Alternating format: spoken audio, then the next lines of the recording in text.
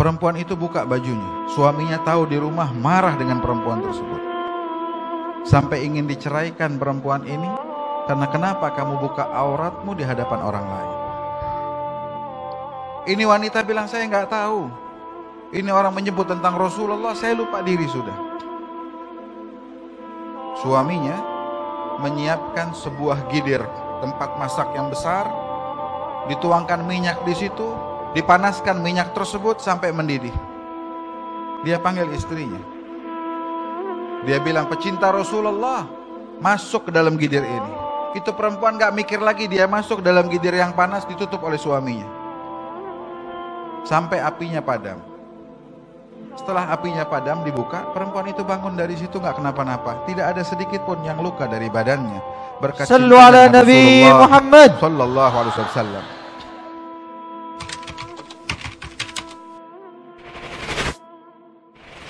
Assalamualaikum warahmatullahi wabarakatuh. Waalaikumsalam warahmatullahi wabarakatuh. Alhamdulillah. Alhamdulillahi ala ni'matil Islam wa kafa biha min ni'mah. Wa ma bikum min ni'matin fa min Allah. Wa asbagha alaikum ni'amahu zahiratan wa batinah. Bushra lana ma'syaral islami inna lana minal inayati ruknan ghaira munhadimi. Lamma da'allahu da'ina li ta'atihi bi akramir rusli kunna akramal umami. Yang sama-sama kita muliakan para tuan-tuan guru yang Masya Allah semua berkumpul di tempat ini. Mudah-mudahan berkat mereka semua perkumpulan kita diberikan gobul oleh Allah Subhanahu wa ta'ala. Dan mudah-mudahan berkat mereka semua ikatan kita dengan Rasulullah sallallahu alaihi wasallam bertambah kuat lagi di dunia sampai ke alam barzakh, sampai ke yaumil qiyamah, sampai kita berkumpul nanti di surga Allah Subhanahu wa taala. Amin ya rabbal alamin. Sallu ala Nabi Muhammad.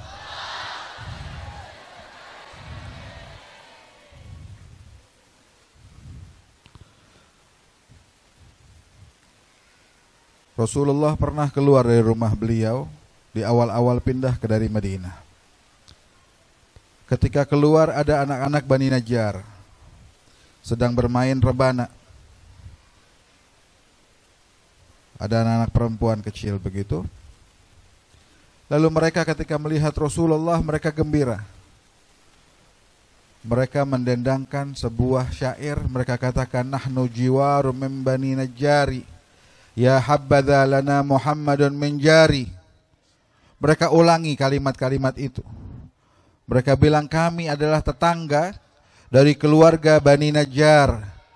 Dan sungguh betapa gembira kami ketika Allah memilihkan Rasulullah menjadi tetangganya kami. Dengar begitu Nabi datang pada mereka. Dengan ungkapan yang mereka ungkapkan secara sederhana. Lugu. Anak-anak kecil tersebut, Nabi bertanya pada mereka, apakah kalian benar cinta dengan saya? Nabi bilang begitu pada mereka. Anak kecil ini lugu, mereka katakan, na'am ya Rasulullah, kami mencintaimu. Di saat tersebut gembira hatinya Rasulullah melihat anak-anak mengungkapkan rasa cinta mereka dengan Nabi Muhammad sallallahu alaihi wasallam. Nabi pun berkata pada mereka, wallahi Allahu ya'rifu inni la uhibbukum. Atau kama qala sallallahu alaihi wa ala alihi wasallam. Kata Rasulullah, demi Allah, Allah lebih tahu bagaimana saya punya rasa cinta pada kalian semua. Kalau pertanyaan itu kita taruh di tempat ini, cintakah kita dengan Rasulullah?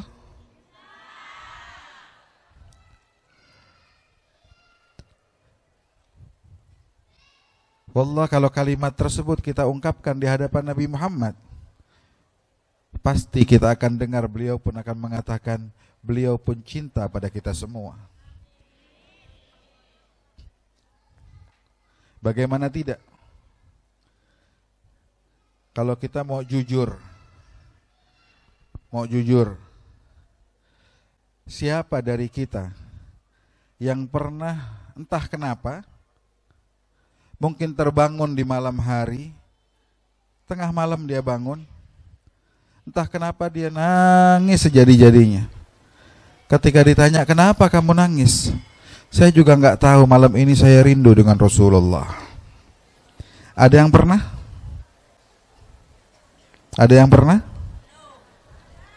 Tahukah kita, Nabi Muhammad sudah pernah menangisi kita semua. Rasulullah ingin bertemu dengan kita. Nabi pernah sedang bersama sahabat Rasulullah. Nabi katakan, wa syauqah ala ikhwani. Betapa saya rindu dengan saudara-saudara saya. Maka sahabat bilang, ya Rasulullah, alasna ikhwanuk. Kami ini ya Rasulullah yang ada di hadapanmu, yang selalu membantu kamu, yang selalu berjuang bersama dirimu. Bukankah kami saudaramu? Nabi bilang, la, bal antum ashabi. Kalian semua ini sahabatku. Lantas Nabi bilang, ikhwani, saudara saya itu adalah kelompok manusia yang datang nanti setelah saya meninggalkan dunia ini. Mereka nggak pernah bertemu dengan saya, tapi mereka beriman dengan saya. Bahkan kata Rasulullah, mereka kalau ditawari mau nggak bertemu dengan Rasulullah, tapi harus membayar dengan bayaran yang mahal, mereka akan korbankan segala-galanya demi untuk bertemu, berjumpa dengan saya walau sesaat saja. Bukankah kita termasuk orang-orang tersebut?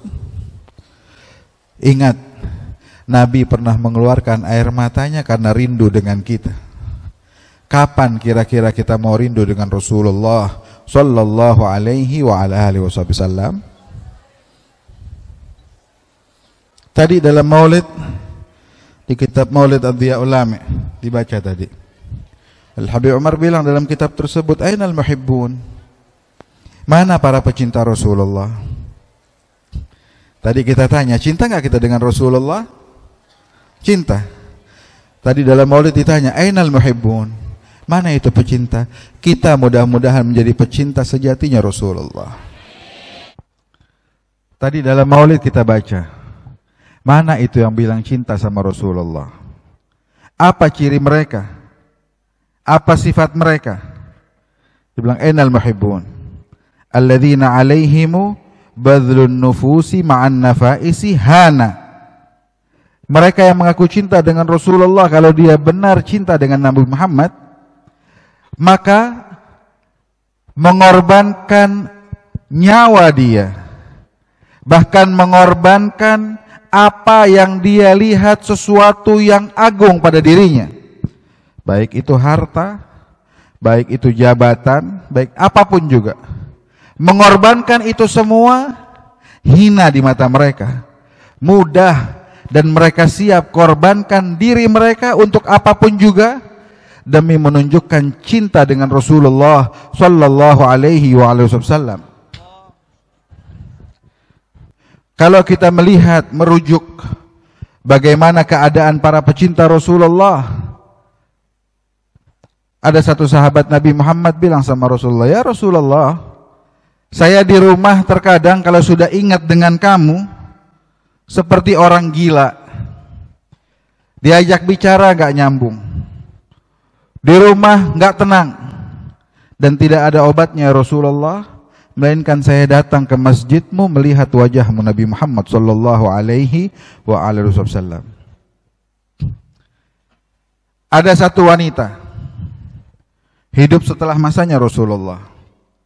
Wanita ini benar-benar cinta dan tidak bisa mendengar tentang Rasulullah, pasti akan terlihat cinta yang besar dari diri dia. Satu waktu lagi berjalan, ada orang laki-laki iseng, tidak punya adab, tidak punya sopan santun. Ini laki-laki bilang, dia tahu kalau ini perempuan cinta dengan Rasulullah. Bilang pecinta Nabi Muhammad, buka bajunya. Ini kisah disebutkan oleh Imam Ghazali Iyad di dalam kitab beliau Syama'il Muhammadiyah lil Imam Qadhi Iyad. Perempuan itu buka bajunya, suaminya tahu di rumah, marah dengan perempuan tersebut. Sampai ingin diceraikan perempuan ini, karena kenapa kamu buka auratmu di hadapan orang lain. Ini wanita bilang, saya nggak tahu. Ini orang menyebut tentang Rasulullah, saya lupa diri sudah. Suaminya menyiapkan sebuah gidir, tempat masak yang besar, dituangkan minyak di situ, dipanaskan minyak tersebut sampai mendidih. Dia panggil istrinya. Dia bilang, pecinta Rasulullah, masuk ke dalam gidir ini. Itu perempuan gak mikir lagi, dia masuk dalam gidir yang panas, ditutup oleh suaminya. Sampai apinya padam. Setelah apinya padam, dibuka, perempuan itu bangun dari situ gak kenapa-napa. Tidak ada sedikit pun yang luka dari badannya. Berkat Sallu ala Nabi Muhammad sallallahu alaihi wasallam.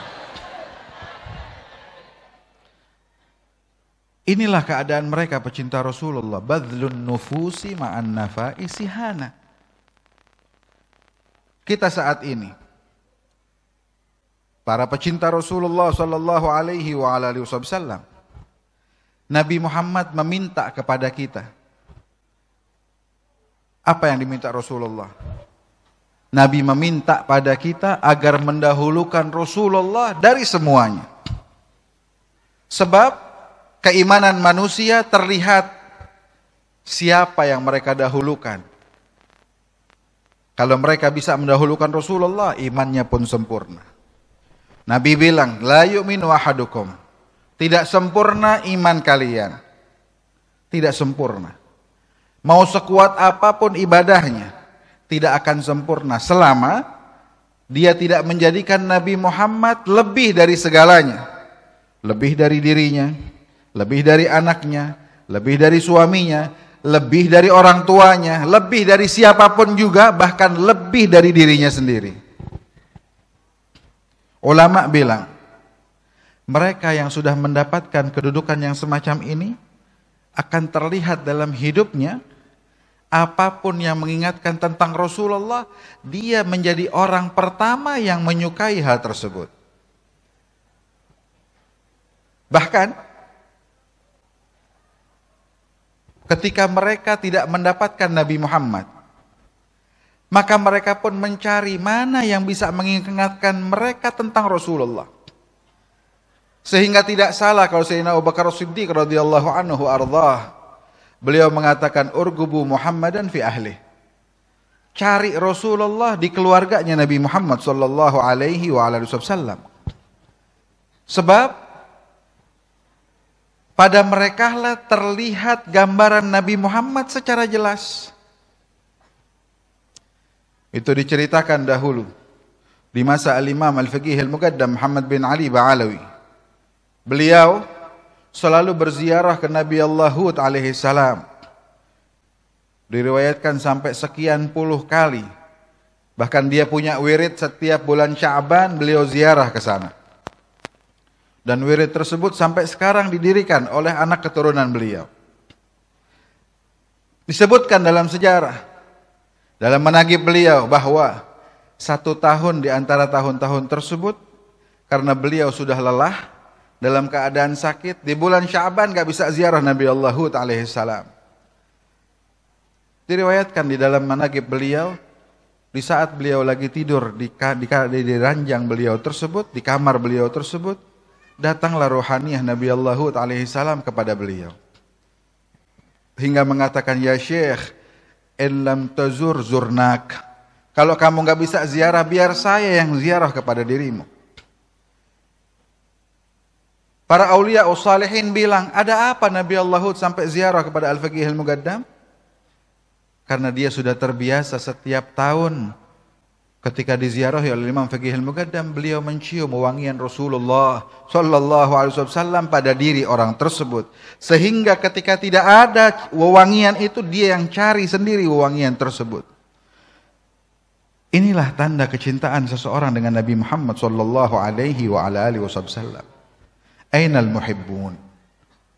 Nabi Muhammad minta sama kita, kalau sudah datang waktu sholat, tinggalkan semua, ayo sholat. Nabi Muhammad minta sama kita, kalau ada orang yang lagi kesusahan, bantu. Bagaimana kita dengan permintaan tersebut? Nabi Muhammad kasih ajaran sama kita begitu banyak. Siapa dari kita yang ingin mengambil bagian tersebut dari Rasulullah sallallahu alaihi wa alihi wasallam? Ainal muhibbun alladzina alaihim badlun nufusi ma'an nafaisi hana. Ketika mereka mengikuti Rasulullah, satu amalan ke satu amalan yang lainnya, tambah amalan lainnya lagi, mereka pun setelah berulang amalan-amalan tersebut, mereka akan tergila-gila dengan amalan itu. Tidak ada satu sunnah pun dari sunnahnya Rasulullah pasti akan menjadi hiasan hidup mereka. Sehingga orang lain melihat orang tersebut, ingat Rasulullah. Dia lihat senyumnya, ingat senyumnya Rasulullah. Lihat cara jalannya, ingat cara jalannya Rasulullah. Lihat cara makannya, ingat cara makannya Nabi Muhammad. Al-Imam Abdullah bin Alwi bin Muhammad Al-Haddad, sahib al-Ratib. Beliau ini punya murid Al-Imam Ahmad bin Zain Al-Habsyi, penulis kitab Ar-Risalatul Jami'ah. Murid beliau ini sudah punya murid lagi di kampungnya, di kota namanya Al-Hawtah, Ahmad bin Zain. Orang kampung itu diajak sama Imam Ahmad bin Zain untuk ziarah pada gurunya Al-Imam Abdullah Al-Haddad. Biasa kalau habis ziarah, kita juga sekarang kalau habis ada yang ziarah kemana, pulang ditanya, mana fotonya? Ya, ziarah misalkan ke kuburan apa, Wali Songo di Jawa, coba lihat dong fotonya. Atau ziarah kepada ulama, coba lihat foto ulamanya kayak bagaimana sih? Mereka pun saat itu mau bertanya kepada orang-orang yang ziarah Imamul Haddad, seperti apa Imamul Haddad? Maka ini yang ziarah mau menceritakan bingung apa yang mau diceritakan, maka mereka ringkas. Apa yang mereka katakan? Demi Allah, kami tidak duduk di hadapan Imamul Haddad, melainkan yang kami rasakan, kami duduk di hadapan kami ada Rasulullah sallallahu alaihi wa alihi wasallam. Kenapa demikian?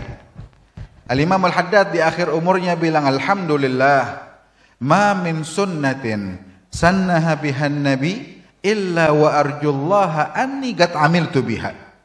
Tidak ada satu sunnah pun dari sunnahnya Rasulullah, melainkan saya sudah kerjakan semua sunnah tersebut. Saya hidup dengan sunnah Nabi Muhammad sallallahu alaihi wa alihi wasallam. Kita sekarang pecinta Rasulullah, sudah berapa sunnah Nabi Muhammad yang kita kerjakan? Kita kalau tidur madhabnya kemana? Kalau tidur menghadapnya kemana? Kalau tidur wudhu dulu tidak? Alhamdulillah. Baca doa. Yang nyaut ibu-ibu semua, yang laki nggak ada yang nyaut. Masuk kamar mandi, kaki kanan? Oh kiri. Pakai tutupan? Pakai sandal? Ya. Tahukah kita, satu dari sunnahnya Rasulullah bisa menyampaikan kita kepada Allah?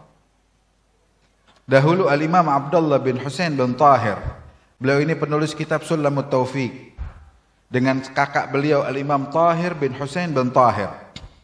Waktu masih kecil, dididik oleh bibi beliau, seorang murabbiyah yang bisa menyampaikan manusia pada Allah. Dia melihat ponakannya masuk kamar mandi kaki kanan, ditarik, dikeluarkan. Lalu dia bilang, ya Abdullah, ya Tahir, kalau kalian mengerjakan sunnah Rasulullah yang berhubungan dengan toilet, kita sehari semalam berapa kali masuk ke toilet? Berkali-kali. Beliau bilang, kalau kalian mengerjakan sunnah Rasulullah urusan toilet, kamu akan keluar dari toilet bawa cahaya ilmu. Apa itu cahaya ilmu? Cahaya yang bersumber dari rahmatnya Allah subhanahu wa ta'ala. Kalau urusan toilet kita dapat ini, kira-kira kalau urusan sholat dapat apa? Berapa sunnah dalam sholat? Ada yang bisa sebut?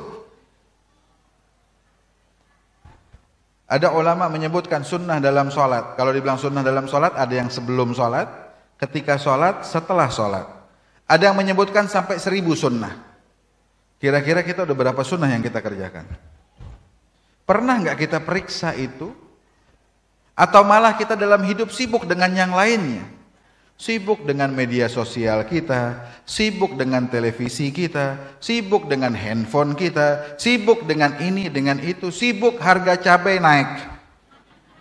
Sibuk yang ini jadi pejabat, yang ini turun, partai ini naik, partai ini turun. Apa yang bikin kita lupa dari Rasulullah? Apakah itu semua bisa menolong kita? La wallah. Yang bisa menolong kita namanya satu, Muhammad ibn Abdullah.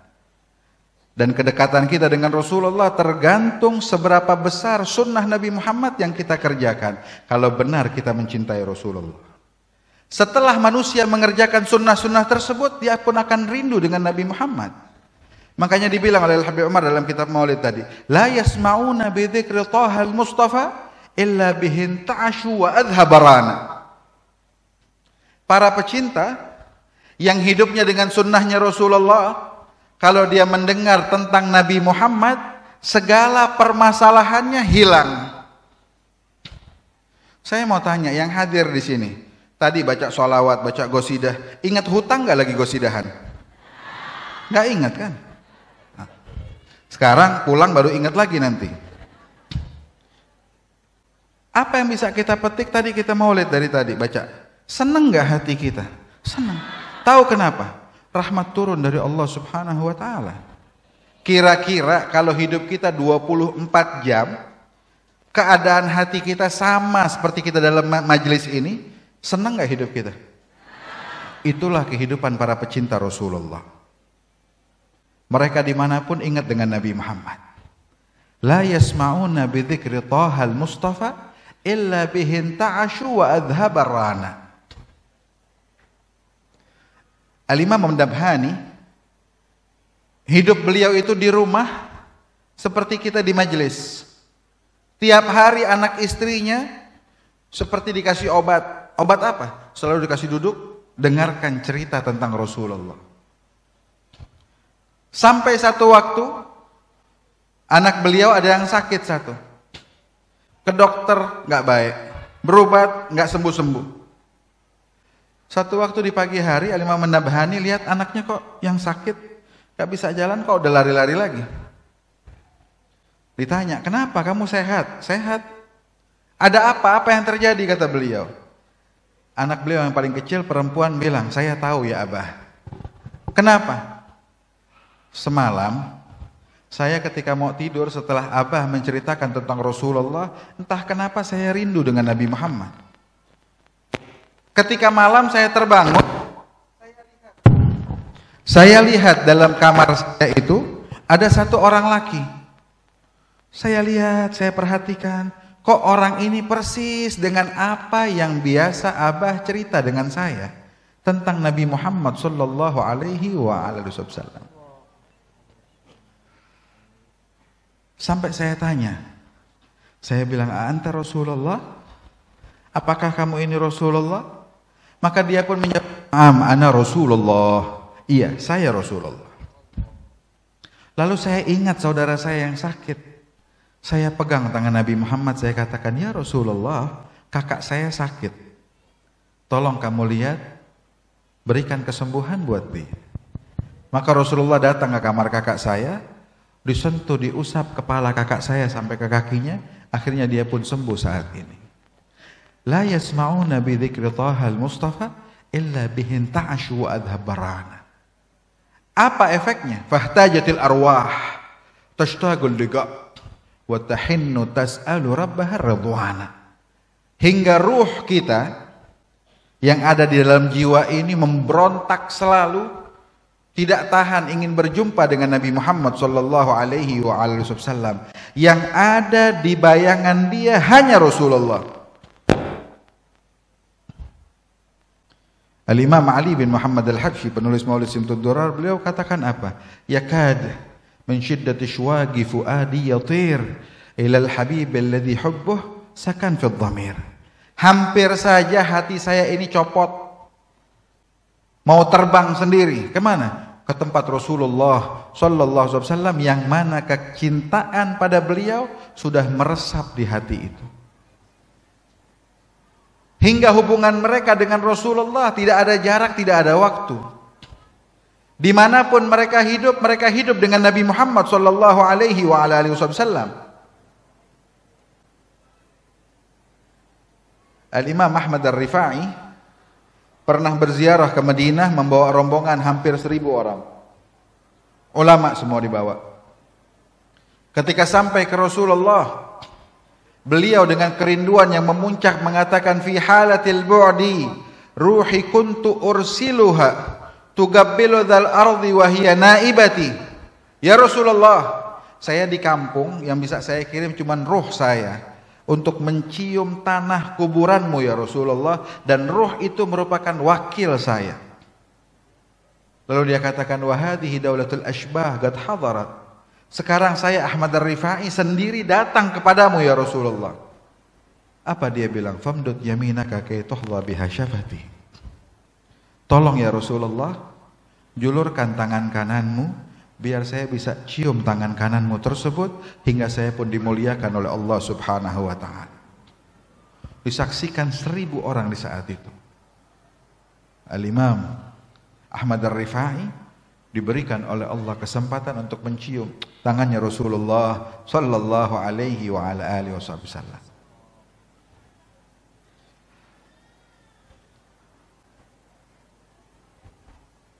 Fahtajatil arwah tashtaqul liqa wa tahinnu tas'alu rabbaha radwana. Ini keadaan pecinta Rasulullah. Dia selalu meminta pada Allah agar Allah memberikan keridhaan pada mereka, agar mereka bisa kumpul dengan Rasulullah sallallahu alaihi wasallam. Kita pun di saat ini pasti kita punya keinginan yang sama, ingin juga mendekat dengan Nabi Muhammad sallallahu alaihi wasallam. Maka dari itu mari dari majelis ini kita perkuat hubungan kita dengan Rasulullah. Periksa diri kita, ada apa dengan sunnah Nabi Muhammad yang masih kurang di diri ini. Tinggalkan yang haram. Bahkan para ulama kita bukan yang haram saja yang ditinggalkan, yang makruh mereka tidak kerjakan. Mereka bilang, ma fa'altu makruh wala hamamtu fi'al makruh. Saya enggak pernah ngerjain yang makruh, apalagi terbesit di hati saja tidak pernah. Saya tutup ceramah saya ini dengan kisah yang terjadi kepada Al-Imam Al-Allamah Al-Syekh Yasin Al-Fadani. Saya dengar ini cerita dari Sayyid Aqil Al-Munawwar, mantan Menteri Agama. Beliau waktu itu ceramah di Ciledug dekat rumah saya.